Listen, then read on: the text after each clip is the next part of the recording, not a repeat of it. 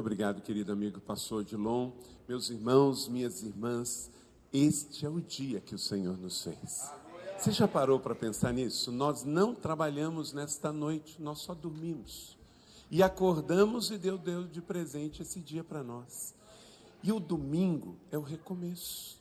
É a oportunidade de fazer nova todas as coisas. Não cometendo os mesmos erros, não agindo da mesma maneira. Se você quer terminar essa semana melhor e diferente, você tem que, então, não cometer os mesmos erros da semana passada. Se pecou, não pecar nos mesmos pecados. E aí, ir em direção a uma semana extraordinária. Deus está nos dando domingo. Domingo é dia de ressurreição, é domingo de apontar uma nova semana, é recomeço. Que a minha vida e a sua vida seja assertiva essa semana, amém? Vamos juntos viver? Diga comigo: Senhor, nesta semana, a minha vida vai agradar ao Senhor. Glória a Deus, isso é adoração, que assim seja. Que semana extraordinária.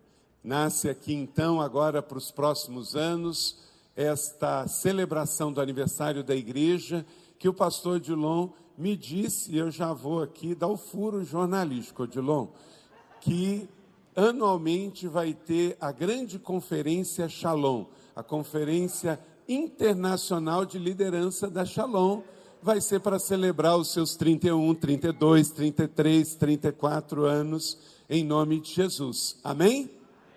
Então, pastores da rede de igreja Shalom, que hoje são 40, mas quando, pode anotar isso, eu não sei quando, mas na conferência de liderança da Shalom ano que vem, com certeza, pelo menos mais 5 igrejas você vai ter, em nome de Jesus, no Brasil e no mundo. Vocês já foram premiados como uma igreja internacional. Imagina você botar aquela foto que agora ela está em obra, né?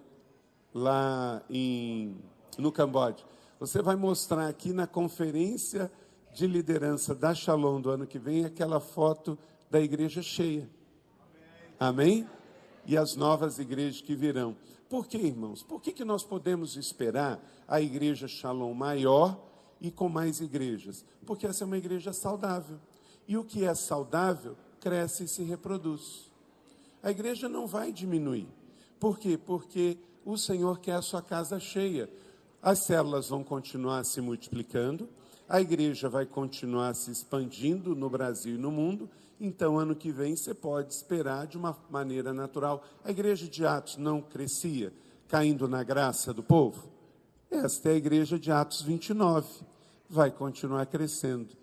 E o seu pastor, os seus pastores, não só o Odilon e a Sinorá, mas o corpo pastoral da Shalom já demonstrou para vocês, são pastores humildes, são pastores simples, e eles reconhecem que é a glória do Senhor. Nós só perdemos de vista o crescimento saudável quando a gente rouba a glória do Senhor. E Deus não divide a glória dele com ninguém. Se isso acontecer, e cabote, aí vai embora a glória do Senhor. Mas enquanto a igreja estiver saudável, seus pastores no centro da vontade de Deus, ela vai crescer sem perder de vista o caminho. Nós vamos então iniciar esse tempo aqui. Eu quero agradecer por estar aqui ontem, a igreja lotadíssima, celebrando com a Nívia, e agora esse domingo fechando essas celebrações que começou na quinta, na sexta, no sábado e fechando agora no domingo. Um abraço, Everaldo, a Neide, muito bom rever vocês, rever o pastor Fábio. Deus abençoe. Ano que vem vou estar lá em nome de Jesus, em Porto Velho. Porto Velho, Deus está trazendo também um avivamento, e a igreja do Senhor Jesus está fazendo diferença na capital, em Porto Velho. Ore por Rondônia, ore por Porto Velho. Quantos estavam aqui ontem? Então eu vou recapitular com você que estava aqui ontem, a primeira parte da mensagem. Falamos que a igreja tem 3 dimensões. Ela tem, qual a primeira dimensão da igreja? Apostólica. Então ela aponta caminhos, ela aponta a direção.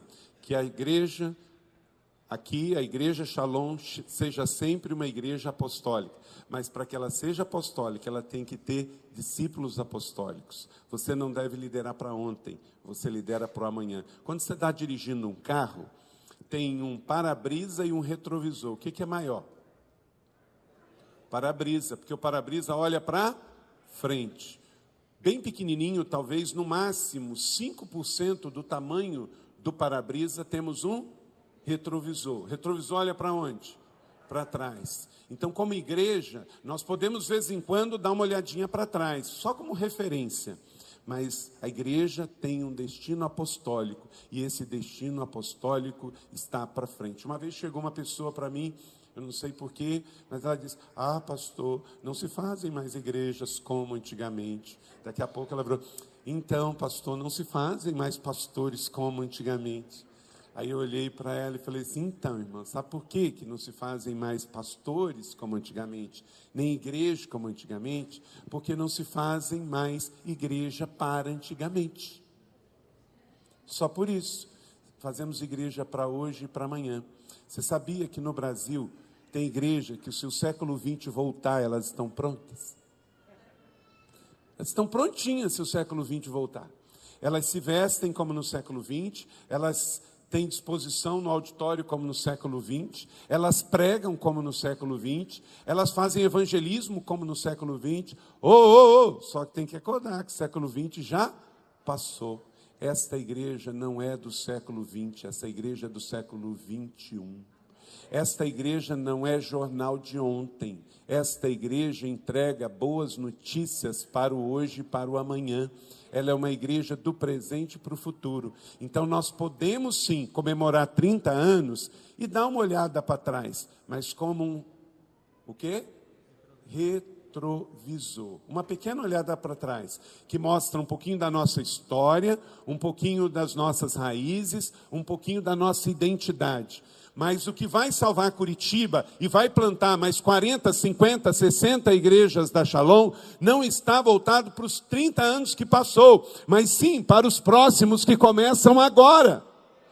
O novo de Deus, dê boas-vindas do novo de Deus, seja um cristão de novidade de vida. Tem um referencial histórico. De vez em quando olha para trás com um pequeno retrovisor, mas você está dirigindo com um para-brisa cheio, olhando novo, dando as boas-vindas às novas pessoas, às novas células, os novos ministérios, as novas igrejas, as novidades de Deus para a sua vida, para a sua família, para o seu ministério e para esta igreja.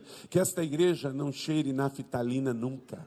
Que esta igreja não tenha mofo nunca, mas que essa igreja tenha céus abertos, tenha muitos bebês biológicos e espirituais, que o batistério desta igreja sempre se encha, que as células tenham sempre cadeiras vazias, que a Shalom dê boas-vindas ao novo de Deus, cada domingo, cada semana, uma igreja nova do Deus vivo e verdadeiro, uma igreja que respira ar novo, que entrega pães frescos para as pessoas.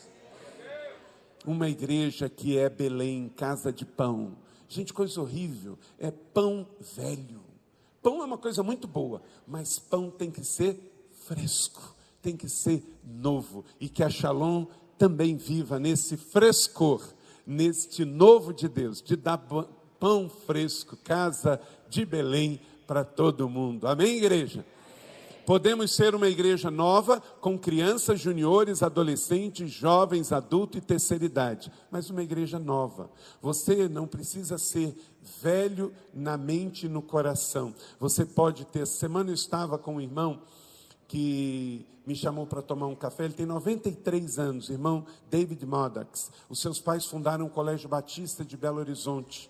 Ele tem 93 anos de idade, ele viaja sozinho, ele pega o avião dele na Califórnia, ele entra no avião, ele vem, e aí ele me chamou para tomar um café. Gente, eu conversei com aquele homem, parecia que eu estava conversando com um jovem de 30 anos de idade. Ele tem sonhos, ele só fala assim, ó, só não compro banana verde. Não compro banana verde. Eu não sei o dia que o Senhor vai me chamar, eu compro banana verde, vai que eu não vou comer. Então, eu compro banana pronta para comer. Né? Você não entendeu não, né? Mas tudo bem. Ele é muito desapegado. Ele tem 93 anos de idade, ele está pronto para partir amanhã, mas a mente dele, se Deus quer dar para ele mais 10 anos, 20 anos, ele tem sonhos. Meus irmãos, eu tenho tantos sonhos, que se você chegar para mim agora e falar assim, pastor, eu quero dar uma oferta de 100 milhões de reais lá para a igreja da cidade. Querido, eu torro em uma semana. Em uma semana eu torro tudo. Sabe por quê? Porque eu já tenho sonhos para mais de 100 milhões. Tem pastores e igrejas que você der 100 milhões vai matar todo mundo. Porque dinheiro, se você não sabe o que vai fazer com ele, você se perde com ele. Mas se você me der 100 milhões, eu já vou designar cada um para suas caixinhas e vai acabar em uma semana. Porque nós temos sonhos e visões para mais de 100 milhões. Nós temos um sonho. Você tem que ter sonhos. A Shalom tem que ter sonhos. Jovens sonhando, adultos sonhando, idosos sonhando, famílias sonhando, em direção ao destino profético que Deus deu para vocês. Que aqui seja um lugar de sonhos, de visões, de projetos, de crianças. Gente, eu recebi uma oração ontem. Qual é o nome do menino, pastor Dilon? Um menino, gente, orou por mim. Ele foi atrás de mim, pastor, eu quero orar pelo Senhor, quero orar pelo Senhor. Uma igreja que gera um menino como aquele, meus irmãos, o que é isso? O menino ora profeticamente, fala, declara, aponta. É isso, nossas crianças reais empoderadas pelo poder do Evangelho. Mas eu estou só introduzindo aqui. Agora sim, nós vamos abrir a palavra de Deus e quero deixar com você uma mensagem que o Senhor mandou. Em direção ao destino profético. Você pode me declarar isso juntos? Em direção ao destino profético. Vamos ficar de pé, eu quero fazer uma oração com você e ler a Bíblia. Pega a sua Bíblia em Gálatas, capítulo de número 1. Gálatas, capítulo de número 1. Vamos ler juntos. Gálatas 1, a partir do verso 11. Coisa linda, este é o dia que o Senhor nos fez, uma manhã de domingo, uma nova semana, e a Shalom começando a escrever os seus novos anos. Diz assim, Paulo chamado por Deus, assim diz a palavra do Senhor nosso Deus. Eu vou ler na NVI. Irmãos, quero que saibam que o evangelho por mim anunciado não é de origem humana. Não o recebi de pessoa alguma, nem me foi ensinado. Ao contrário, eu recebi de quem, igreja? De Jesus Cristo, por revelação. Vocês ouviram qual foi o meu procedimento no judaísmo, como perseguia com violência a igreja de Deus, procurando destruí-la. No judaísmo, eu superava a maioria dos judeus da minha idade. Era extremamente zeloso das tradições dos meus antepassados. Mas Deus me separou desde o ventre materno e me chamou por sua graça, quando me agradou revelar o seu Filho a mim, para que eu anunciasse entre os gentios. Não consultei pessoa alguma, verso 17, tampouco subi a Jerusalém para ver quem já era apóstolo antes de mim, mas de imediato parti para a Arábia e voltei outra vez para onde? Para Damasco. Depois de 3 anos, depois de quantos anos? 3 anos. Subi a Jerusalém para conhecer a Pedro, pessoalmente, estive com ele 15 dias. Não vi a nenhum dos outros apóstolos, a não ser Tiago, o irmão do Senhor. Quanto aos que escrevo a vocês, afirmo diante de Deus que não minto. A seguir, fui para as regiões da Síria e da Cilícia. Eu não era pessoalmente conhecido pelas igrejas da Judéia que estão em Cristo. Apenas ouviam dizer, aquele que antes perseguia, agora está anunciando a fé que outrora procurava destruir. Leia comigo o verso 24. E glorificavam a Deus por minha causa. Que as pessoas também nessa cidade e no alcance da Shalom possam glorificar a Deus pela sua vida. Que ninguém se afaste da igreja por causa de você, mas que as pessoas afluam para a igreja por causa da sua vida. Estenda as mãos aos céus. Senhor meu Deus, em nome de Jesus, o nome forte, nome excelso, nome que é sobre todo nome, damos-te graças por essa manhã dominical, que remota ao domingo da ressurreição, quando o Senhor venceu a morte e apontou para um destino profético, apontando para a vida eterna. Pai, nesta mesma fé, aplicamos fé e pedimos a Deus que os meus irmãos e minhas irmãs, com as mãos levantadas, possam também estar recebendo do Senhor a direção para o destino profético que cada um tem, para viver uma vida apostólica, profética e pastoral nesta igreja. Pai, em nome de Jesus, obrigado pelos meus irmãos e minhas irmãs. Abençoe agora a tua palavra lida, que ela traga frutos em abundância para nós. Obrigado pela vida do pastor Odilon, da pastora Sinorá, dos pastores do Ministério Shalom. Abençoe nesta manhã os irmãos e irmãs que estão aqui, que cada um receba uma boa porção da tua palavra, ela não volte vazia, mas cumpra o que lhe apraz. Esconda-me atrás da tua cruz, que eu não fale de mim mesmo, mas fale do Senhor. Aquilo que é do Senhor, recebemos. Aquilo que não é do Senhor, que não prospere. Assim nós oramos, no nome poderoso de Jesus, nosso Salvador e Senhor. Amém. Pode se assentar, mas deixa a sua Bíblia aberta. Em direção ao destino profético. Meu irmão, você recebeu algo do Senhor. Primeiro você recebeu a sua vida, sua família. E você recebeu o ministério na igreja local. E como Paulo diz em Colossenses capítulo 4, versículo de número 17. Leia comigo. Cuide em cumprir o ministério que recebeu do Senhor. Você pode ler isso comigo? Cuide em cumprir o ministério que recebeu do Senhor. Você recebeu, e você não pode transferir isso para ninguém. Cada discípulo recebeu um ministério do Senhor. Dentro da igreja nós temos um ministério, fora da igreja nós temos um ministério, individualmente e coletivamente, e só quando você terminar a corrida, quando você entregar a sua carreira, você vai poder então descansar. E onde nós nos abastecemos diariamente? É através do fortalecimento do Senhor. Efésios capítulo 6, verso 10, leia comigo. Fortalecei-vos no Senhor e na força do seu poder. Todo dia você tem que recarregar. Como que recarregamos? Primeiro, recarregamos com a nossa vida devocional. Você não pode deixar de ter a sua vida devocional. Ler a Bíblia anualmente, fazer um devocional, escolher um devocional. Lá na nossa igreja nós estamos lendo Tudo para Ele, de Oswald Chambers. Não é o devocional que transforma, mas é o tempo que a gente dedica a fazer um devocional com Deus. É a nossa hora tranquila, é a nossa hora silenciosa. É fundamental. Você quer terminar bem o dia, você tem que começar bem o seu dia. Ler a Bíblia e ter a devocional e ter ali um tempo. Tenha um diário de oração. Tenha um livro para você escrever os seus pedidos e os seus agradecimentos. Faça disso um hábito, é um hábito saudável. Então, eu tenho um destino profético, Deus me deu um ministério e eu me fortaleço no Senhor diariamente. O mundo não melhora, a carne não melhora, então eu preciso diariamente. De novo, então, Efésios 6:10, fortalecei-vos no Senhor e na força do seu poder.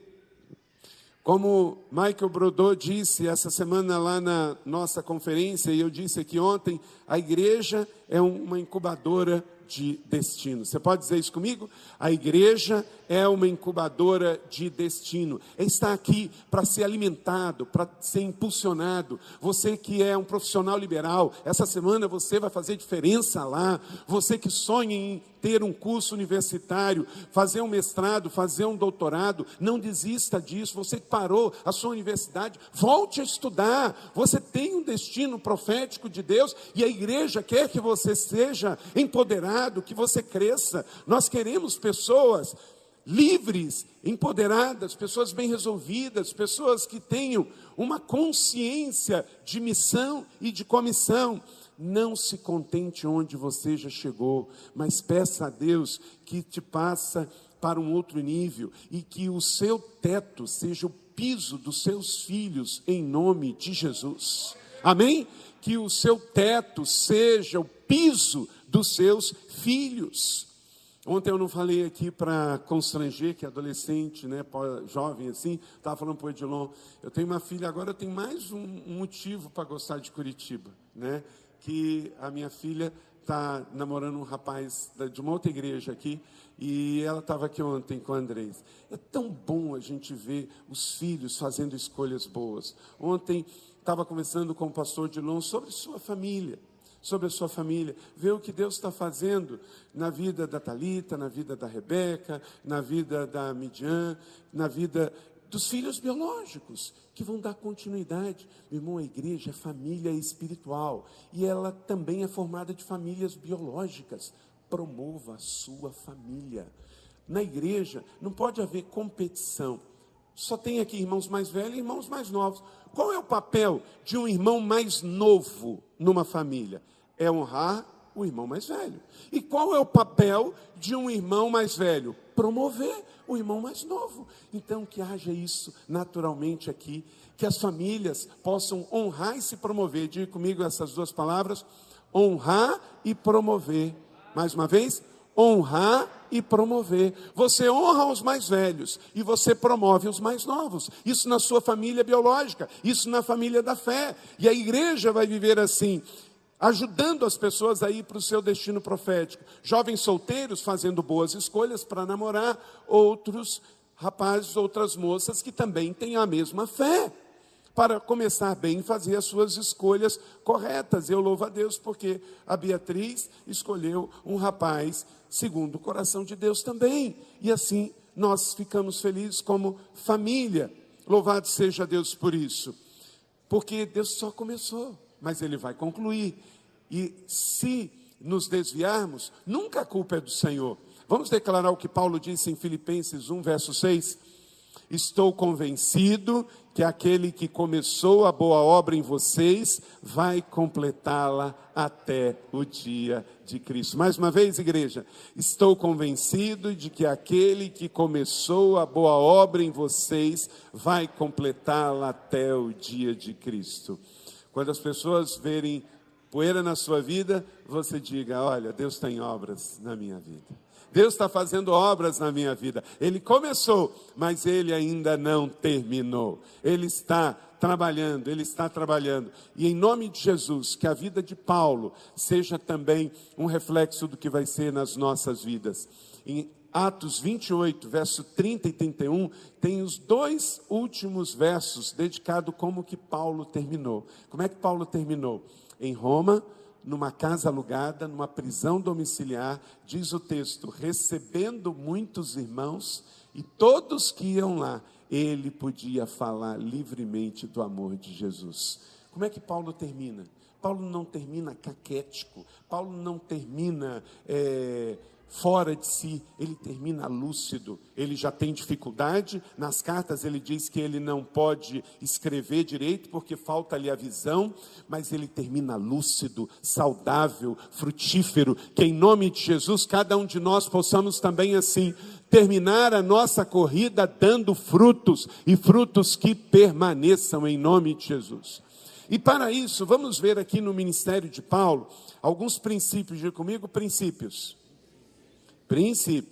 Pega um papel, uma caneta, anote aí, em Gálatas capítulo 1, a partir do verso 11, o texto que li com você, tem aqui alguns princípios para como vamos ir em direção ao destino profético que Deus tem para cada um de nós. Primeiro deles, crer na visão de um ministério sobrenatural. Crer na visão de um ministério sobrenatural. Você pode ler isso comigo? Crescer na visão de um ministério sobrenatural. Irmãos, quero que saibam que o evangelho por mim anunciado não é de origem humana. Olha quantas coisas a gente faz na igreja que não é de origem humana. Orar, jejuar, fazer propósito, entregar o dízimo, profetizar, evangelizar. Tudo isso não é de origem humana. A gente pensa uma coisa meio doida, à luz do mundo, que é você entregar uma oferta e saber que aquilo vai voltar para você em tantas outras dimensões. No mundo, quando você deposita num banco, é que você pode ter algum retorno.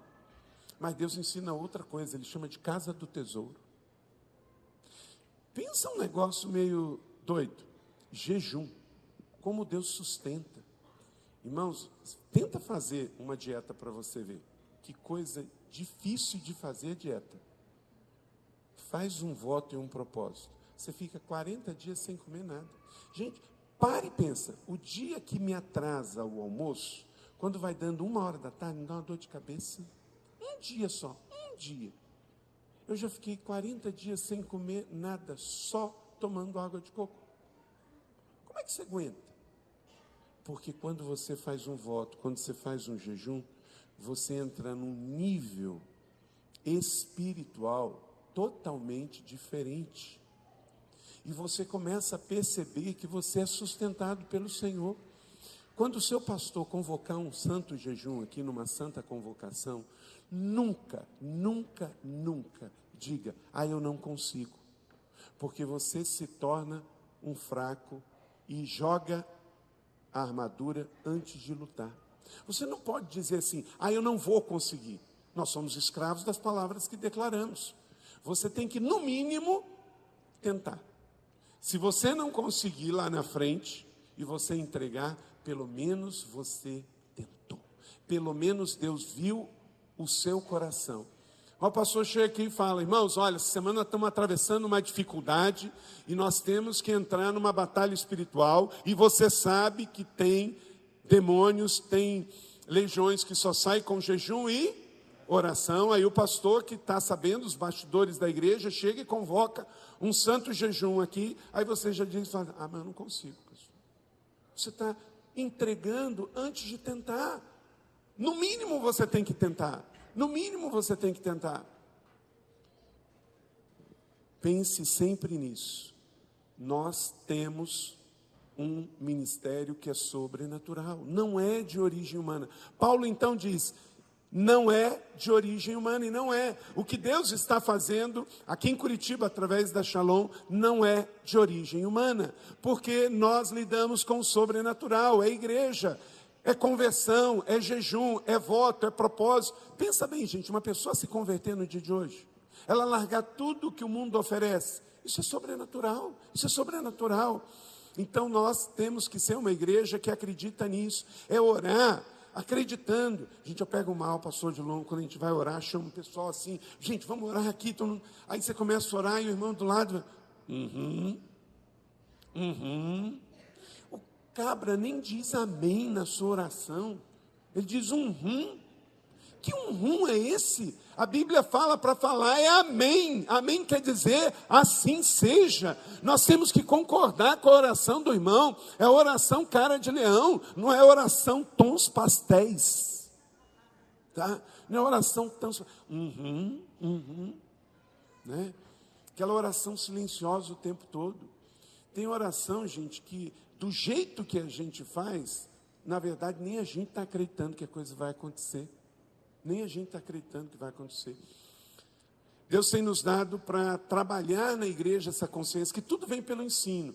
Nós hoje temos lá na igreja, toda sexta-feira, vigília, todo mês, 24 horas de adoração, todo mês, portas abertas, e a casa de oração, 24 horas. Porque as pessoas vão se convertendo e elas têm que entrar nessa cultura de que a vida cristã se move no sobrenatural. Meu irmão, se você nunca fez um voto, decida fazer um voto. Se você nunca participou de vigílias, decida participar de vigília. Se você nunca fez um propósito com Deus, faça um propósito com Deus. Se você nunca entregou uma primícia, entrega uma primícia. Você vai ver o poder disso. Então entenda que a vida cristã se move no sobrenatural. Não é 1 mais 1 igual a 2. Não é só coisas visíveis. No mundo, a gente vê para crer. Na igreja, na fé, é crer para ver. A fé é primeiro que tudo, é ela que sustenta. A Shalom viverá os seus novos e melhores anos, porque agora vocês têm uma outra perspectiva do sobrenatural. Esta igreja vive um novo tempo. Vamos viver e crescer no ministério sobrenatural. Diga comigo, o meu evangelho não é de origem humana. Isso aqui não é Mormon, que tem um livro para apoiar a sua crença paralela à Bíblia. Isso aqui não é uma seita, isso aqui é a igreja viva do Deus vivo e é o evangelho que é de origem humana. É Ele que é o nosso sustento. Amém? Segundo princípio, para que esta igreja possa ir em direção ao seu destino profético, buscar experiências pessoais com Jesus. Verso de número 12, não recebi de pessoa alguma, nem foi me ensinado. Ao contrário, recebi de Jesus Cristo por revelação. Meu irmão, minha irmã, nós podemos estudar. Acabei de dizer para você, se você parou a sua faculdade, volta. Vamos fazer, vamos estudar, bacharel, mestrado. Ótimo, muito bom. Você só não pode esquecer que isso não substitui as suas experiências com o Senhor. Você não pode deixar que isso substitua as suas experiências com o Senhor. Você tem que ter suas experiências com Deus. Eu tenho as minhas, poderia te contar muitas, tenho visto muitas na nossa igreja, tenho visto de muitos colegas que estão buscando também. Existem coisas que nunca aprenderemos na sala de aula, com os livros, mas só pela revelação da intimidade com Deus. Paulo, ele era um catedrático. Paulo sabia falar árabe, porque ele morou 3 anos na Arábia. Ele sabia falar árabe. Paulo falava grego. Paulo falava latim. Paulo falava hebraico. Era um poliglota. Estudou aos pés de Gamaliel. Era membro do Sinédrio. Para ser membro do Sinédrio, tinha que saber de cor os 5 primeiros livros da lei. Ele sabia de cor Gênesis, Êxodo, Levítico, Número e Deuteronômio. Era um homem inteligentíssimo. Era um líder do mundo romano, porque ele era um soldado romano. Ao mesmo tempo, era líder dos judeus, porque fazia parte do Sinédrio. Fazer parte do Sinédrio, ele era um dos 70 homens mais influentes de Jerusalém e do povo de Israel. E esse mesmo homem, ele disse: o que recebi não me foi ensinado. E quantas coisas foram ensinadas para Saulo?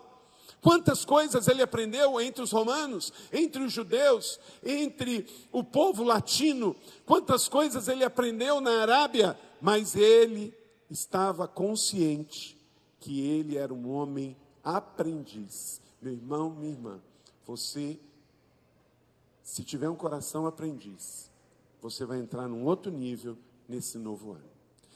O tema desta igreja é avivamento. Faz outra vez, Senhor. Vocês não estão nessa? Mas para isso eu tenho que ter um coração aprendiz. Eu não posso dizer que eu já sei, que eu já recebi. Não, você tem que ser aprendiz, discípulo. Você precisa estar todo o tempo aprendendo. Está sempre aprendendo. Eu sempre digo o seguinte: se na igreja aparecer um curso, você faz, depois você pergunta para que é. Porque a igreja nunca vai te oferecer um curso ruim. Nunca vai. Se você pode fazer, se você tem o tempo, tem o recurso, faça, porque você vai crescer. Você vai crescer. Você vai aprender cada vez mais. Mas isso não substitui o seu momento de entra no teu quarto, fecha a tua porta e o teu pai que está em secreto te ouvirá. Eu de vez em quando eu largo tudo lá em São José e eu subo a montanha, eu vou para a casa dos meus sogros, lá em Santo Antônio do Pinhal. Eles têm 2 casas e tem uma que é só de visita. E é muito rústico, muito simples. Mas lá, quanto que eu tenho tido tempo com o Senhor e experiências com o Senhor, que depois vai acontecer, talvez 1 mês depois daquele encontro lá. Mas a voz do Senhor me testifica que aquilo foi gerado em oração lá na montanha. Tire um tempinho para o Senhor. Você é ocupado demais para se dar ao luxo de não ter um tempo pessoal com o Senhor. Você é ocupado demais para se dar ao luxo de não ter um tempo especial com o Senhor. Então a primeira coisa, se nós queremos ir em direção ao nosso destino profético, é crescer no sobrenatural. E segundo, é ter experiências com o Senhor. E as experiências virão à medida em que você tem o seu contato com o Senhor. Gente, eu já recebi ligação até de anjo. Já recebi ligação até de anjo. Eu não posso falar muito sobre isso aqui porque eu não tenho tempo. Mas são experiências. Ainda bem que não é doutrina. Não preciso ficar ensinando sobre isso, dizendo que você vai ter essa experiência. Doutrina, ela se reproduz em todos os lugares, em todas as igrejas. Mas experiência não. Eu me edifico com a sua história. Você tem uma história de cura, você tem uma história de revelação, o outro tem uma história de discernimento, o outro recebeu uma palavra de conhecimento, o outro teve uma bênção material, o outro teve um processo de conversão extraordinário, o outro teve um processo de visitação do Espírito Santo, recebeu um dom diferente. E a gente se edifica, a gente cresce, a gente aprende, a gente é esticado. Em nome de Jesus, que essa igreja não pare de ter discípulos cheios de experiências com Jesus. Terceiro, você precisa, para ir em direção ao seu destino profético, lutar contra a herança de religiosidade. Todos nós temos, irmãos, todos nós temos. E o apóstolo Paulo diz que ele tinha. Vocês ouviram qual foi o meu procedimento no judaísmo. Ele não era fraco não, gente. Olha só, como perseguia com violência a igreja de Deus, procurava destruí-la. Agora leia comigo, olha o currículo do homem. No judaísmo, eu superava a maioria dos judeus da minha idade e era extremamente zeloso das tradições dos meus antepassados. Quer dizer, eu era o cara. Eu era o ó do borogodó. Eu era a cereja do bolo. Eu era a última bolacha do pacote. Rapaz, uma vez eu fui pregar em Portugal e falei isso. Os pastores vieram apavorados. Falaram, não repita mais essa ilustração. Eu falei, por quê? Última bolacha do pacote. Ele falou assim, o senhor sabe o que é pacote? Eu falei, lá no Brasil é o lugar onde você bota as bolachas. Ele falou assim, não, aqui é poupança. Eu falei, meu Deus, então não pode ser a última bolacha do pacote aqui não. Né? Contextualização. Então os pastores já aprendem, quando vocês forem pregar em Portugal, não fale pacote. Tá? É outra conotação. Herança de religiosidade. Não é só os históricos que têm herança de religiosidade, não é só seitas que têm religiosidade, não é só o islamismo. Todos nós temos um pouco, gente. Todos nós. Deixa eu dizer uma coisa. Por exemplo, se entra uma... Aqui ninguém tem, vou usar esse exemplo por causa disso. Entra uma menina aqui com um cabelo todo pintado de rosa. Aí alguns vão dizer, nossa, mas rosa, está tão forte. Essa... Gente, eu não vou perguntar aqui quantos pintam o cabelo. Mas eu sei que tem gente aqui pintando o cabelo de preto. É impressionante como a mulherada chega aos, assim, 35, 40 anos, começa a ter mais loura na igreja. Não é verdade? Então, a gente pinta de preto, a gente pinta de louro, a gente pinta de ruivo. Mas na hora em que alguém gosta de pintar de cor, a gente acha esquisito. Meus irmãos, vamos perguntar aqui. Tudo não é tinta? Tem a ver com o quê, gente? Tem a ver com gosto, com preferência. Eu não gosto, mas alguém gosta. Ué. Gente, quando Jesus ensinou lá em João capítulo 4, que a adoração, ela deve ser em espírito e em verdade, o Senhor estava dizendo que Ele não tem preferência por estilos de música. Ele está dizendo que se você gosta de música clássica, se você gosta de rap, se você gosta de samba, se você gosta de country, se você gosta de sertanejo, isso diz respeito a você. Mas independente do seu estilo, tem que ser em espírito e em verdade. Porque se for espírito e em verdade, tem a ver com santidade e adoração. O estilo é de cada um de nós. Agora, meus irmãos, eu e o Edilon vimos muito isso nas nossas histórias. Quantas igrejas divididas por causa de tipo de música. Eu uma vez fiz parte de uma igreja que ficou um tempão numa assembleia discutindo se na igreja ia ter piano ou ia ter teclado. E eu tenho 47 anos. E eu tenho certeza que até hoje tem igreja. Aí é o que eu introduzi, igrejas jornais de ontem, igreja no século 20. Isso não interessa, isso não é a discussão que vai salvar a vida das pessoas e empoderar uma igreja. Vamos trazer para os nossos dias e para a realidade da Shalom. Não brigue por coisinhas. Se apegue duas coisas, olha para cá, meu irmão. Se apegue a Jesus e à igreja, mas não se apegue à função, não apegue a lugar. Se hoje você está servindo nessa função, sirva, mas amanhã Deus te tirou nessa função e o seu líder te designou para servir em outra, vá com alegria, não se apegue a cargos, não se apegue a funções, não se apegue a lugar geográfico. Hoje você está servindo aqui na sede, mas se Deus te mandar para servir nos desafios novos lá no campus centro da igreja, Shalom no centro, vá com alegria servir lá. Se apegue a Jesus e se apegue à igreja família. O lugar, o ministério é circunstancial, porque isto diz respeito ao seu coração de servo. Às vezes uma mudança que Deus coloca na sua vida é só para testar se você é servo mesmo ou se você quer ser o dono do negócio. Então nós temos que nos livrar desta herança de religiosidade. Durante muito tempo, gente, nós oramos assim: Senhor, entrando na tua presença. Gente, eu já fiz essa oração. Deixa eu perguntar aqui, seja sincero, quem é das mais antigas como eu, que um dia fez essa oração assim: Senhor, entrando na tua presença? Levanta a mão. Então não é só eu não, muitos fizeram. Gente, vamos parar aqui e pensar, a gente está saindo da onde? Ué, se nós dissemos, Senhor, entrando na tua presença, parte do pressuposto que eu estava saindo de algum lugar. Mas o que é isso, gente? Herança de religiosidade. Que a gente vinha para a igreja e na igreja a gente entrava na presença. É interessante, mas eu nunca vi ninguém terminando o culto falando assim: Senhor, saindo da sua presença.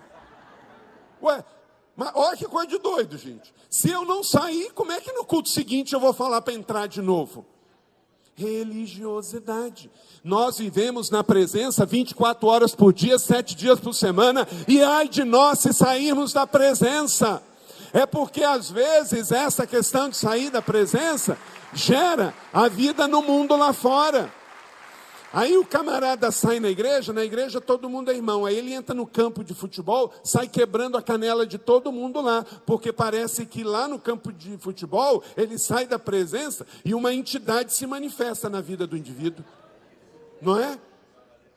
Não, meu irmão, é na presença 24 horas por dia, 7 dias por semana. Ontem eu e o Zaqueu estávamos vindo do aeroporto, gente, vindo assim, na avenida ali das Torres, de repente, um cara ficou bravo com o outro, ele parou o carro no meio da pista, saiu, foi em direção ao outro, com a mulher dentro do carro, e começou a dar soco no carro do outro, no meio da luz do dia.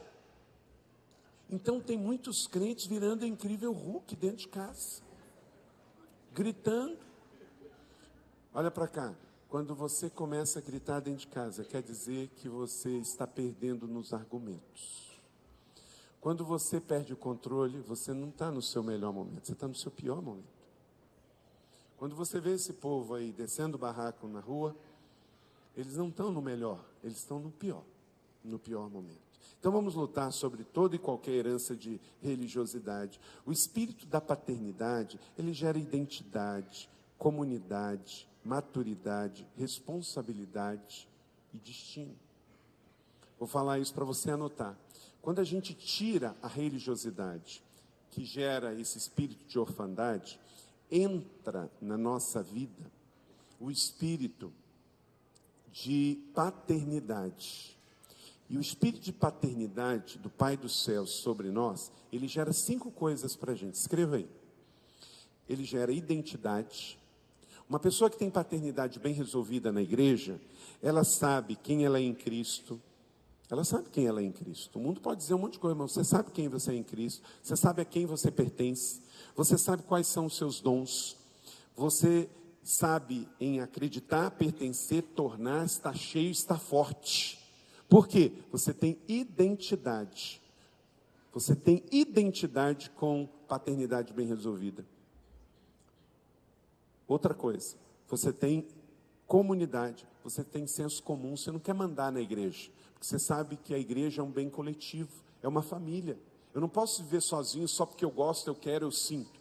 Senão eu vou sair da igreja, não gostei. Você tem esse senso de comunidade, de unidade.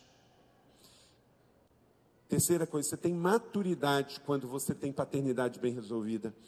A maturidade, ela é o quê? Dá sentido, dá realização, dá satisfação. Você fica satisfeito, de tanque cheio. Você abre mão do prazer momentâneo para construir um legado num prazer futuro. Deixa eu dizer uma coisa, olha para cá, meu irmão. Quando uma pessoa cede ao pecado e cai na tentação, por exemplo, vou dar um exemplo. Um homem casado abre mão da sua esposa e vai transar com uma outra mulher que não é sua esposa. Pode ser mulher dos outros, pode ser solteira, pode ser prostituta. O que ele fez? Ele abriu mão do legado em prol do prazer lascívio momentâneo. A paternidade bem resolvida faz com que eu tenha maturidade. A maturidade não troca o prazer momentâneo pelo legado da posteridade. Ele não vende os seus valores, ele vai ponderar isso. Não quer dizer que uma pessoa madura não é tentada. Todos somos tentados, todos somos tentados. O que varia são as áreas diferentes. Mas a pessoa madura, ela abre mão do prazer momentâneo da tentação em prol de algo a longo prazo. Quarto, responsabilidade. A paternidade gera responsabilidade. Você tem alvos, correções, disciplina, ministério.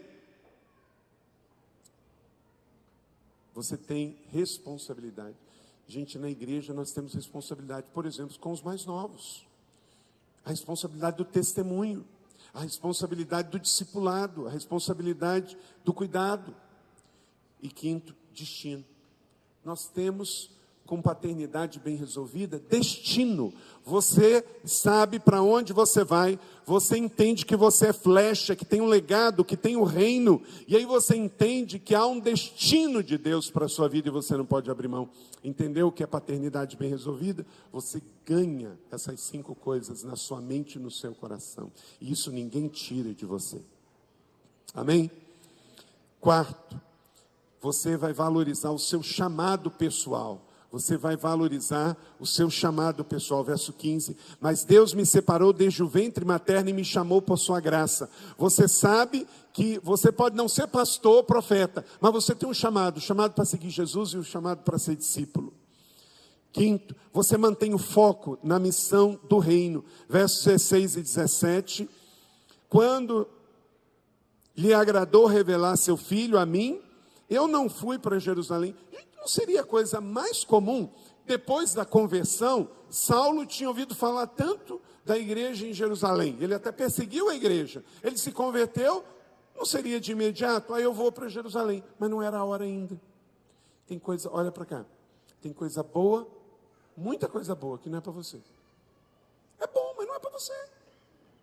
Você tem que dizer, meu irmão, isso é bom para você, mas não é bom para mim. O fato de eu não entrar nessa com você não quer dizer que eu estou dizendo que não é bom. Só que é bom para você, não é bom para mim. Ir para Jerusalém naquele momento era bom. Ele queria ver as pessoas, mas Deus tinha um outro foco para ele. Deus queria que ele fosse para Damasco. Deus queria que ele fosse para a Arábia. Então, foque na missão que Deus quer de você. Apegue-se ao ministério, ao chamado, à missão. Grande parte das nossas dores foram quando nossos sentimentos e desejos e nossas vontades foram contrariados. Paulo entendeu que era bom, mas não era para ele. Ia chegar o tempo de ir lá. Nem sempre aonde você quer ir é onde Deus quer te levar. Mesmo que esse ir não seja para um lugar errado. Sexto, respeitar e aproveitar o seu momento. Igreja, vamos viver esse momento. Esse é o momento que Deus deu, versos 18 e 19. 3 anos depois, diga comigo, 3 anos depois. Aí 3 anos depois ele foi para Jerusalém, porque agora era o tempo de ir a Jerusalém. 3 anos era tempo de ir para a Arábia, para o seminário das pedras, para o seminário da areia. Ele tinha que ir lá cumprir o propósito de Deus na Arábia. 3 anos depois ele foi. Aí ele foi e chegou lá e ficou com Pedro 15 dias. Ele viveu o seu momento. E ele encontrou lá, a não ser Pedro e Tiago, irmão do Senhor. Esse texto aqui é importante porque ele coloca por terra a tese de que Maria não teve outros filhos. Teve sim, porque ele disse que ele encontrou Tiago, irmão do Senhor. E não era irmão da fé, porque senão ele teria falado a mesma coisa de Pedro. Correto? Ele encontrou Pedro e encontrou Tiago, que era irmão do Senhor. Então não era irmão da fé, era irmão biológico. Fica aqui característica que Maria teve sim outros filhos. Agora uma outra coisa, gente. Deixa eu desmistificar uma outra coisa aqui. Recebi essa palavra rema do Michael essa semana. Nós, como igreja evangélica, ficamos muito em cima. Quando Jesus, lá em Cesareia de Filipe, disse sobre esta palavra edificarei a minha igreja. O que nós evangélicos ficamos? A palavra é a mensagem. E o que nós rejeitamos? A liderança de Pedro. A igreja católica pegou a liderança de Pedro, mas rejeitou a palavra. O mais importante para a doutrina romana foi a sucessão apostólica de Pedro. Sobre esta pedra edificarei a minha igreja. Aí ali a igreja romana passou a contar, o primeiro bispo da igreja passou a ser Pedro e aí a sucessão. A igreja romana fez isso. Já a igreja evangélica, ela trabalha de que, e essa é a nossa doutrina, que sobre esta pedra, o quê? A palavra liberada, a palavra apostólica, a igreja edificada. Meus irmãos, nós não precisamos fazer escolha, é sobre as duas coisas. É sobre as duas coisas. A igreja ela é edificada sobre a palavra apostólica, ela é rocha, ela é fundamento, mas também é sobre Pedro, é sobre um líder, é sobre um homem. Tanto é, meus irmãos, olha só, 3 anos depois da conversão, Paulo ainda vai a Jerusalém e ele passa 15 dias com quem? Com quem? Pedro, porque Pedro tinha o que dizer. Você passa 15 dias perto de alguém se essa pessoa não tem nada para te dizer?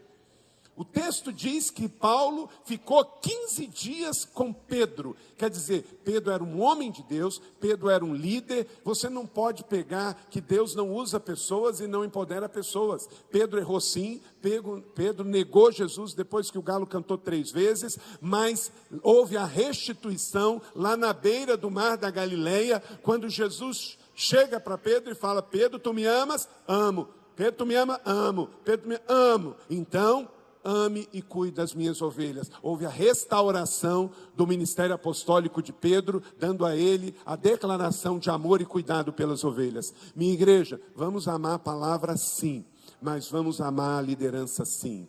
Vamos honrar a palavra sim, mas vamos honrar os pais espirituais e homens de Deus que Deus coloca assim. Não é porque fizeram mau uso da palavra que você vai deixar de crer na palavra. Não é porque fizeram mau uso do ministério apostólico ou pastoral que você vai deixar de acreditar que isso é de Deus para a cobertura e para a bênção da igreja. Seja um cristão bem resolvido e separe as coisas. Se você conhecer algum pastor que fez mau uso do púlpito, mau uso da sua família, mau uso do dinheiro da igreja, você tem que entender que nem todo mundo vai agir assim. Nem todo mundo é desonesto, nem todo mundo é herético, nem todo mundo é mau caráter. Quem vai dar conta a Deus é cada um. Você precisa continuar crendo no poder da palavra e na instituição da liderança dada por Deus, dos pais que Ele coloca. Uma igreja bem resolvida, ela entende esses 2 fundamentos da palavra do Senhor. Amém? Recebe isso no seu coração? Glória a Deus. 7, ser verdadeiro em todas as etapas. Verso 20. Gente, por que Paulo tem que dizer: eu escrevo para vocês e não minto? Porque tinha líderes que mentiam. E ele diz então que ele tem um caráter. Sustente o caráter e ele sustentará você. Fale a verdade e a verdade sustentará você. 8, estar disponível para abraçar novos desafios. Verso 21, leia comigo.